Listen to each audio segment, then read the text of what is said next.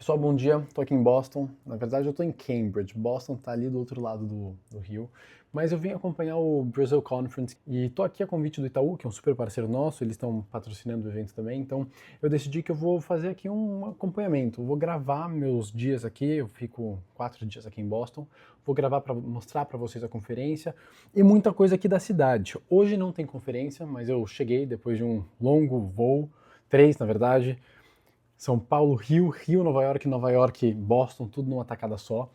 Então hoje eu vou aproveitar, aliás, já são mais de 4 da tarde, eu fiquei trabalhando até agora, mas eu vou tentar conhecer um pouco da cidade, porque para quem não sabe, uma das coisas que eu gosto de estudar é sobre a história do Império Inglês.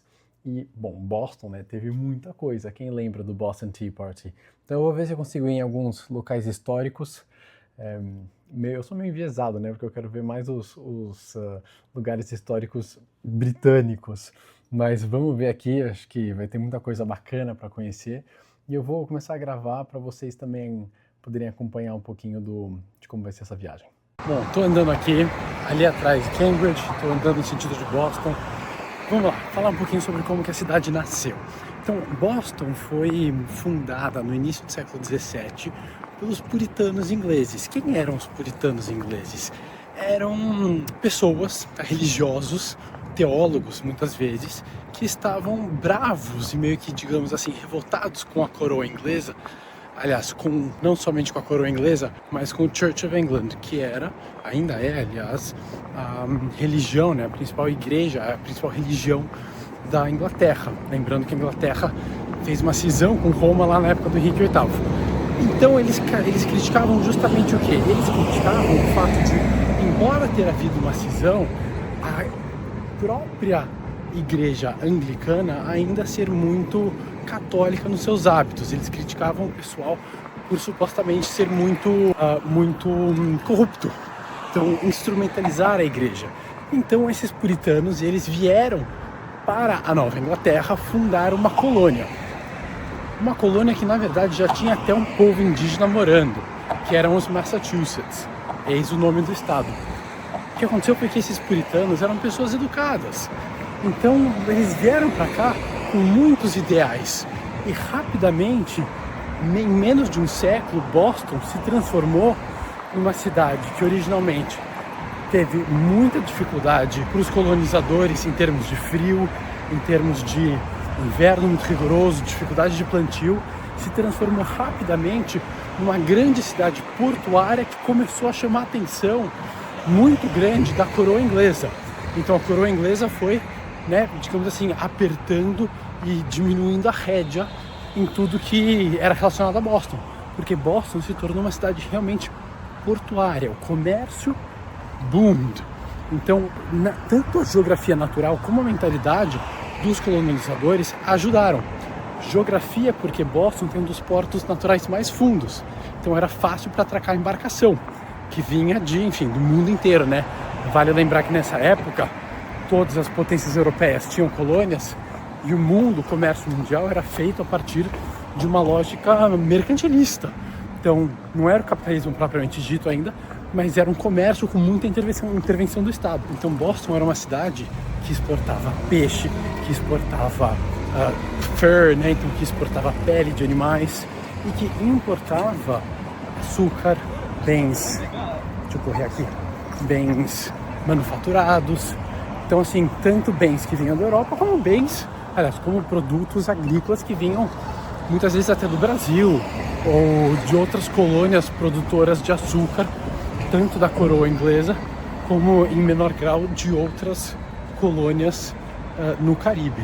O ponto é que o pessoal, os colonos, eles, embora fossem, digamos assim, super ferrenhos religiosos e eles queriam criar uma sociedade pautada na missão divina, eles também eram, e não sei se são coisas contraditórias, mas eles eram profundamente mercantilistas e comercializantes.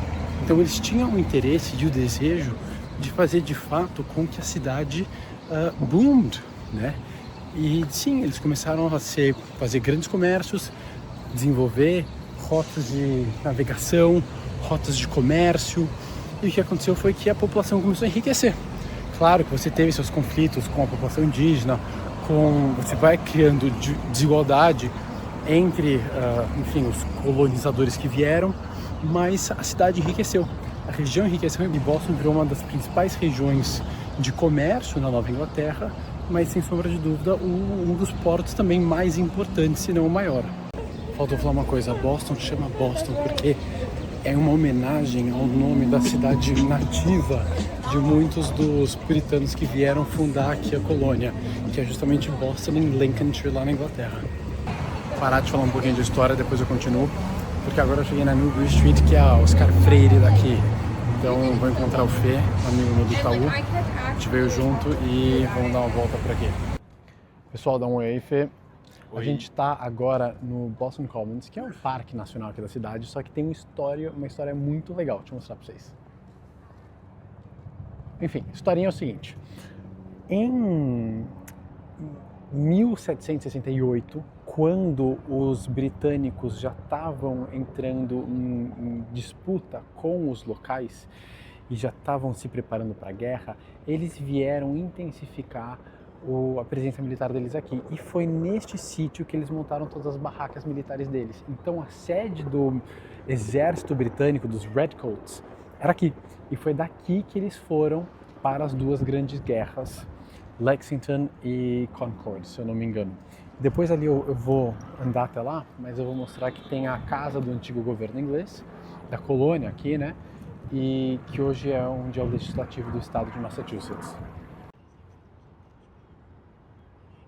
Bom, continuando aqui pelo Boston Commons, a gente chega no Massachusetts State House, que é a antiga sede do poder inglês, aqui que era a casa, deixa eu ficar aqui, dos governadores que a Inglaterra mandava para, enfim, ser o número 1 do poder executivo na colônia aqui em Boston, né? Então, dê uma olhada, é um prédio neoclássico, super bonito. E qual que é uma história interessante? Foi sede de muitas coisas. Tá fechado agora, eu acho que eu não vou conseguir entrar. Mas ele foi sede em 1770 do massacre de Boston, e quando teve a independência dos Estados Unidos em 1776, os recém-republicanos queimaram os símbolos que tinham aqui no State House da coroa inglesa, que era justamente o leão e o unicórnio, que são os símbolos da Inglaterra, do poder inglês britânico, e foram queimados. E desde então, o que a gente tem? A gente tem aqui a sede do governo do estado de Massachusetts, é aqui que fica o governador. Então é isso, transição de poder. Agora algo um pouquinho mais moderno. Em 2023, esse monumento foi erguido, uma homenagem ao amor, em específico a conexão que Martin Luther King Jr. teve aqui com a cidade de Boston. E basicamente o que é essa estátua?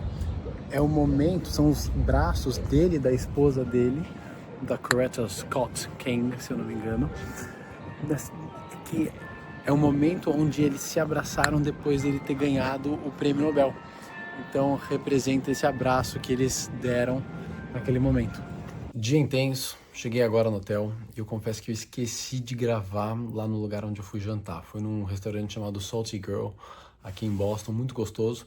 E eu fui jantar com um amigo meu da escola. O Sté tá acabando a faculdade aqui e a gente aproveitou para se encontrar. Agora, uma coisa eu digo para vocês. A gente tem que sair de casa. Se a gente não sair de casa, se a gente não vê os amigos, se a gente não vê as pessoas, as coisas não acontecem. Assim, a gente saiu para se encontrar, mas já estamos pensando aqui em potencial de trabalho, de negócios que a gente pode fazer junto. Às vezes a gente acha que o tal do networking, ele só acontece com pessoas que a gente já está prospectando, um potencial parceiro, um potencial cliente, um bambambam de alguma empresa que eu estou querendo ir atrás. Gente, networking nada mais é do que uma palavra embelezada para manter bons relacionamentos vivos, relacionamentos abertos, porque é assim que as possibilidades surgem e nascem. Então não fique em casa, as coisas não vão acontecer se você ficar deitado no sofá ou na cama esperando a oportunidade. Não é assim, você tem que sair, você tem que estar à mostra, as pessoas têm que lembrar de você, lembrar que você existe. Eu acho isso super importante. E aproveita aqui, só para descontrair também um pouco o vlog, quem me acompanha sabe que eu gosto muito de vinho. Então eu vou falar um pouquinho do que a gente tomou hoje. Foram 3 taças que a gente dividiu E, na verdade, minha mãe, né, que vocês sabem, trabalha comigo, foi comigo, e eu e ela que a gente gosta de vinho, né? Então a gente tomou 3 vinhos diferentes. Aliás, diferentes não, mas, enfim, tomamos 3 vinhos. A gente tomou um Riesling d'Alsace, lá na França, delícia. Ele tem corpo, ele tem um pouco de... ele é um pouco suntuoso. Eu sempre acho que Riesling tem um pouquinho aquele aroma de petróleo, plástico, que eu gosto. A gente tomou um Cabernet, um Sauvignon Blanc, de Bordeaux. Sim, sempre gostoso. Era um blend, se eu não me engano, de Sauvignon Blanc com Semillon. Tava ok, nada demais. E daí eu tomei um laranja trebbiano italiano. Delícia, muito bom. Eu gosto muito de vinho laranja. Enfim, gente, foi isso. Acho que primeira noite, primeiro dia se encerrando por aqui. E acho que a mensagem que fica de hoje é: sai de casa. Sai de casa, vai pra rua. Isso é muito importante. Bom dia, agora aqui no segundo dia, estamos indo para uma reunião com a Acadian, que é uma asset manager, ou seja, é uma gestora de fundos. E interessante, tá? Eles são uma gestora quantitativa, então a gente vai lá conhecer um pouco deles. Aliás, ela já conhece, eu tô indo conhecer pela primeira vez. E é isso, depois eu conto.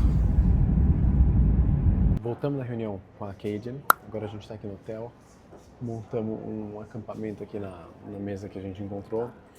E, enfim, falar aqui uma coisa, a reunião foi muito legal, a Acadian é uma gestora, aprendi bastante, uma gestora sistemática, né? Ou seja, todas as decisões não só de investimentos, mas de risco e operacional da empresa são decisões tomadas majoritariamente por tecnologia, por sistemas, então muito antes da inteligência artificial, né? Porque a Acadian é uma empresa de 1986, eles fazem isso desde 86. E eles são uma gestora com 360 pessoas, tem 178 bilhões de dólares sob gestão. Então, assim, mais de 1 trilhão de reais. Nossa, gente, é muito dinheiro, né? E, enfim, eles têm escritório aqui em Boston, que é o principal, a sede, 80% do escritório da empresa fica aqui, e tem escritórios em Londres, Sydney e Singapura, se eu não me engano. E assim, qual que é o trabalho, né? Eu acho que principalmente do pessoal que está no exterior, é distribuir os fundos. Eu sei que eles têm inclusive parceiros de distribuição no Brasil, mas eles trabalham em diversas classes de ativos e tudo sistemático, então foi muito interessante. Então aqui, quem sabe um dia a gente também não consegue trazer o pessoal da Acadian para falar com a gente na Z-Invest. Estou aqui bolando coisas que a gente vai fazer conectando Brasil e Estados Unidos. Então foi bastante interessante.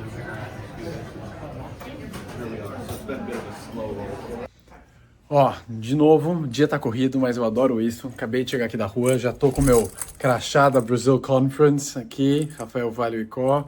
Tá como sponsor, mas a gente tá como convite do Itaú, que é o sponsor em si. E, enfim, olha aqui a vista. A gente tá, ó, ali, tudo aquilo ali é Boston University. Mas hoje eu passei o dia em MIT. Confesso que assim, não fiz os vídeos que eu deveria ter feito lá do espaço, mas por uma excelente razão. Eu fiquei um tempão conversando, tive a oportunidade de conhecer um professor, Robert Merton, que é Nobel, prêmio, ganhou o vencedor, né, do prêmio Nobel, obviamente por finanças, então ele estava na Sloan School of Management, e fiquei lá conversando com ele um tempão. Bom, por que eu tô contando isso para vocês? Vocês já viram falar do Renda Mais, que é o novo título do governo brasileiro que foi lançado, se não me engano, em 2023?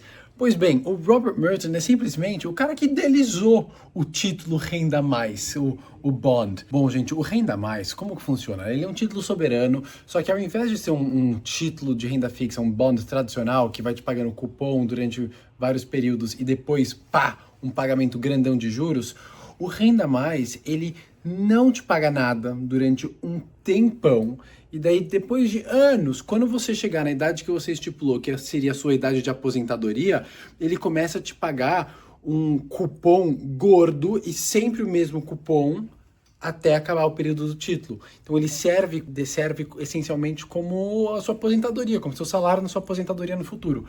Enfim, é uma estratégia. Tem gente que gosta mais, gente que gosta menos, mas eu achei muito legal conhecer o Robert Merton, que é a pessoa que basicamente idealizou isso e trabalhou com o Tesouro Nacional para fazer essa emissão. Muito legal. E agora a gente tem o jantar de inauguração do Brazil Conference, que vai ser daqui 35 minutos e eu estou muito atrasado, então até já.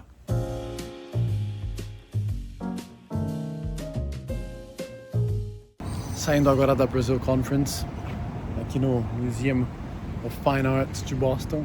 Foi um eventão, gente. Acho que realmente muito bacana, uma maneira muito legal e interessante de dar o tom para a conferência e de iniciar todas as conversas que, enfim, que vão acontecer amanhã e no domingo.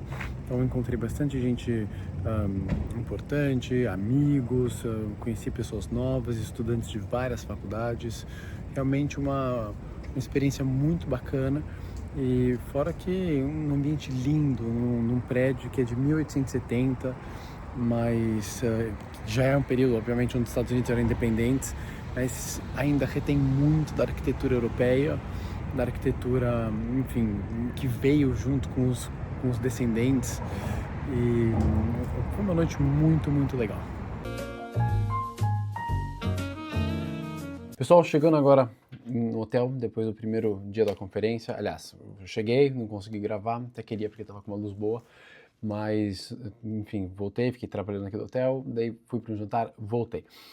Ponto é, eu falo muito, né, mas eu devia ter gravado mais na conferência, vocês viram aqui alguns trechos, mas uma das coisas que eu quero fazer com vocês é mostrar, pelo menos, o Welcome Kit do Brazil Conference. Então, aqui a gente tem algumas coisas. Número 1, vou direto pela que eu achei mais legal. O pessoal do Itaú, que escolheu isso aqui, mandaram muito, tá? Muito legal esse kit de escova de dente, me salvou muito hoje lá no meio do congresso. Então, enfim, gente, kit de escova de dente, parecido com o de avião, muito bacana. Adorei. Daí temos uma garrafinha de água, gente. Bom, a Mevo eu conheço, que é lá do Brasil. Agora, essa, cadê? A Path é uma empresa americana, se eu não me engano, que faz essas garrafas de águas legais e personaliza para as empresas. Muito bacana. Água. Um bloquinho de anotações da Nomad. Nomad, vem pro Z Summit, patrocina a gente. Tem muito jovem para investir desde cedo no mundo, tá? Z Summit. Queria muito vocês na edição 6, que vai ser ano que vem. Nós temos o IBMEC foi patrocinador, um highlighter aqui, excelente. Caneta, Brazil Conference também, muito bacana. Essas coisas corporativas, né? E, é claro, uma garrafinha de água também da Fundação Itaú. Aliás, o outro era do Itaú, esse aqui é da Fundação Itaú. E, enfim, garrafinha térmica, excelente. Fora a Ecobag, né? Bom, muito bacana, agora vamos lá falar de conteúdo. Hoje, eu assisti algumas palestras, não vai dar para falar de todas, mas eu vou falar das que eu achei mais interessantes, que foram 3. Número 1, a gente teve uma palestra de política e eleições, foi muito interessante, mas tinha a Iracema, tinha o Duda Lima e tinha o fundador da Quest Pesquisas. E foi muito interessante, porque eles falaram sobre a polarização do Brasil e como, gente, no final das contas, quem decide a eleição no Brasil não são nenhum dos dois polos.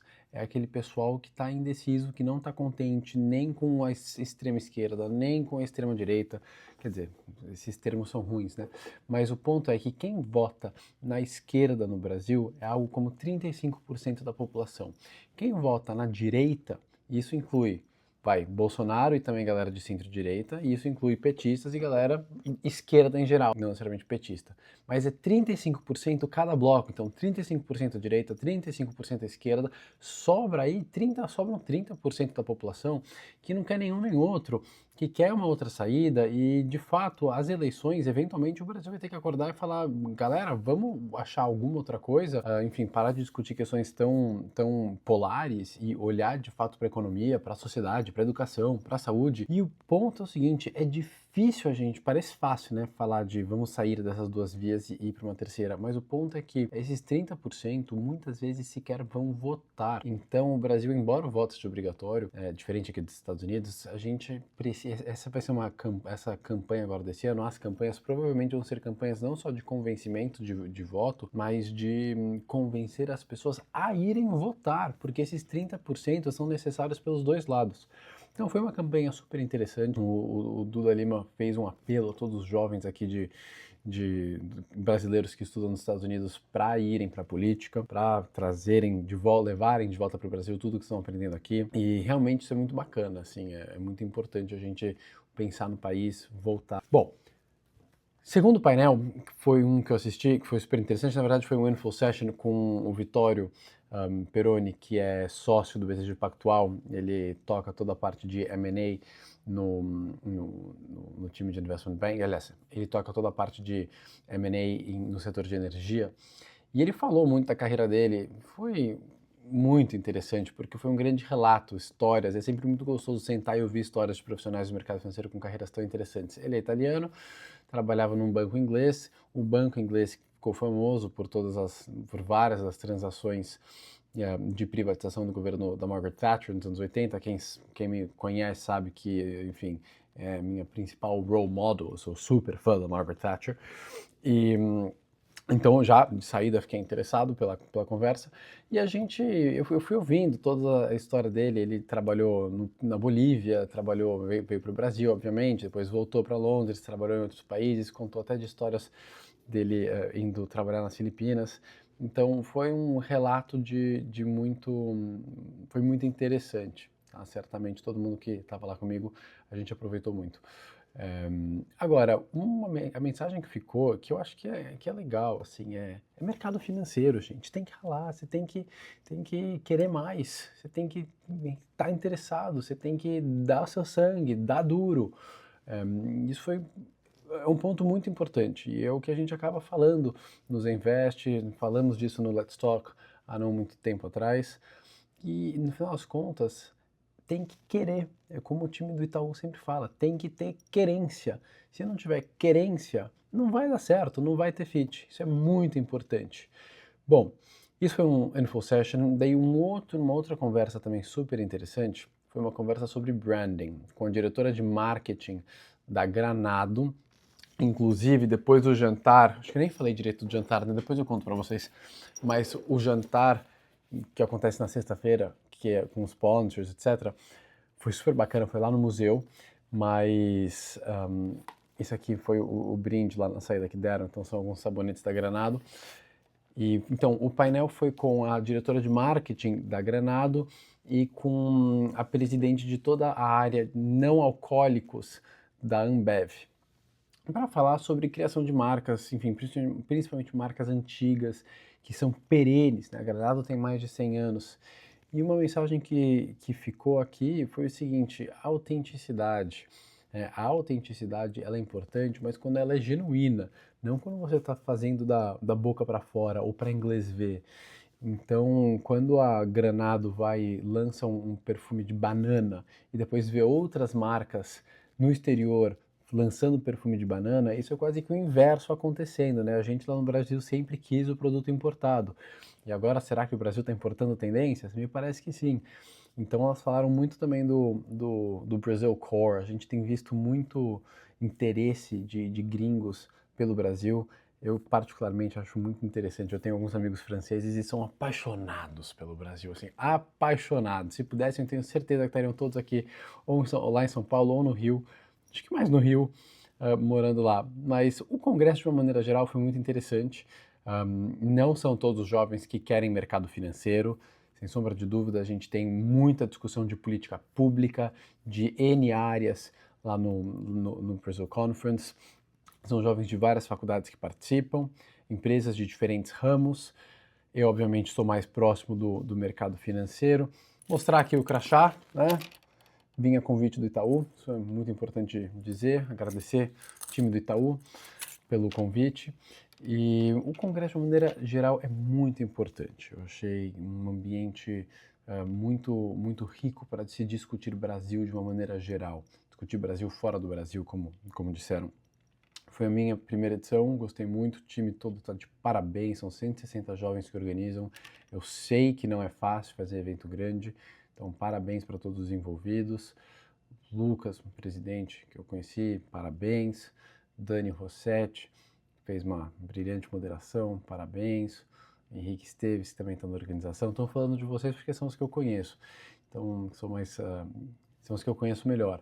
Então parabéns por todo o trabalho, amanhã tem mais. E estou bastante animado aqui para o que tem para vir.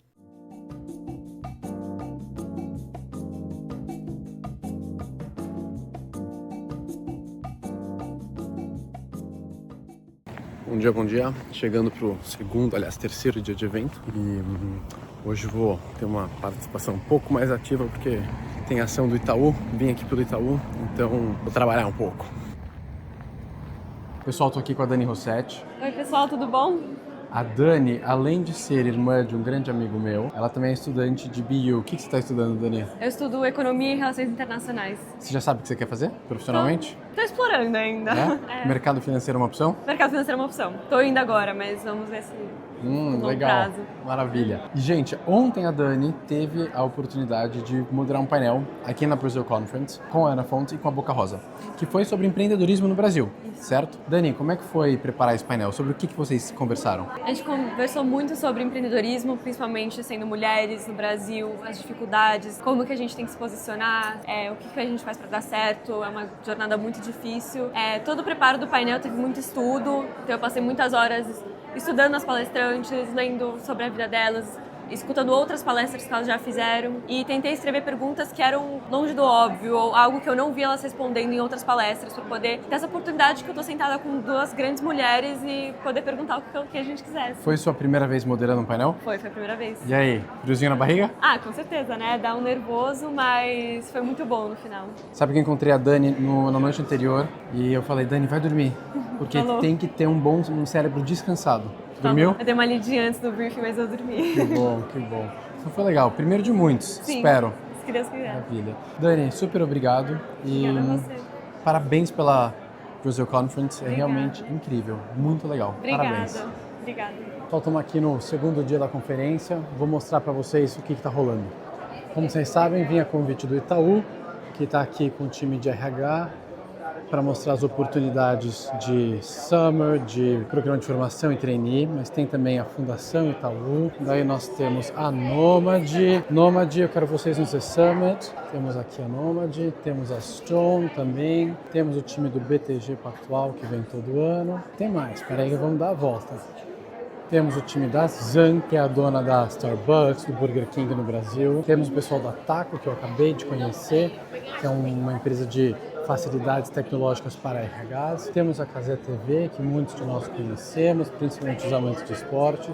E lá em cima a gente tem as palestras. Pessoal, estamos aqui na Brazil Conference, estou com o Fê do Itaú, vocês todos já devem conhecer ele do The Summit. Fê, antes de mais nada, obrigado pelo convite. Me conta, Prazer, o que vocês vieram fazer aqui? Bom, a gente está numa empreitada de expandir um pouco da nossa penetração como marca empregadora para que a gente consiga cada vez mais atrair talentos globais. E o nosso investimento é no Brasil. Assim como o banco ele quer posicionar os nossos clientes da melhor forma em mercados globais, a gente também quer atrás de brasileiros que são talentos, que estão nas melhores universidades do planeta, para que eles também voltem ao Brasil e eles consigam também trazer um pouco desse conhecimento, um pouco dessa vivência para a gente. Isso aí, então galera, prende aqui e depois bora para casa, que tem muita coisa que pode ser feita no Brasil, com instituições brasileiras, grandes, líderes de mercado. Isso aí. Ó, vocês vão ver isso aqui depois no The Summit, mas tem trainee, que vale para o institucional, para o varejo, tem programa de formação para o atacado, e aqui a gente está falando de investment banking, corporate banking, wealth management, asset, tesouraria, um monte de coisa. E o Summer Internship também, principalmente no escritório de São Paulo, mas tem Itaú, tem Nova York e Miami, deem uma olhada. Isso aí.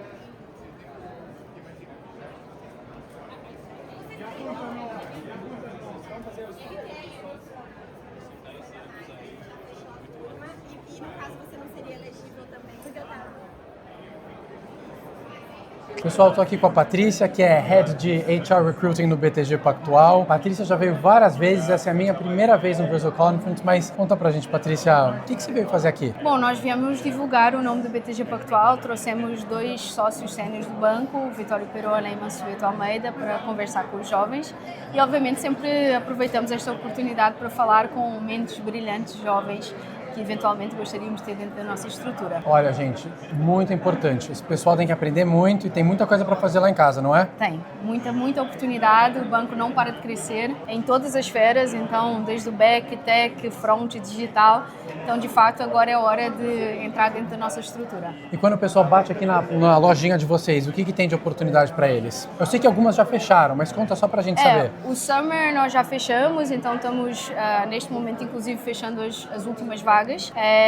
O estágio em si começa em junho e julho, mas acima de tudo nós estamos angariando nomes para exatamente quando divulgarmos o próximo Summer de 2027, não perdemos o contacto com as pessoas que nós interagimos aqui. Para além disso, nós partilhamos a nossa página de carreiras, onde lá você consegue ver todas as posições abertas, efetivas de analista, de coordenação, porque tem algumas pessoas aqui que já estão fazendo MBA, mestrado, então já estão numa outra fase de carreira carreira também. Então, ó, galera que está na faculdade, que está prestes a sair da faculdade, que acabou de sair da faculdade, que já está no MBA, tem vaga para todo mundo.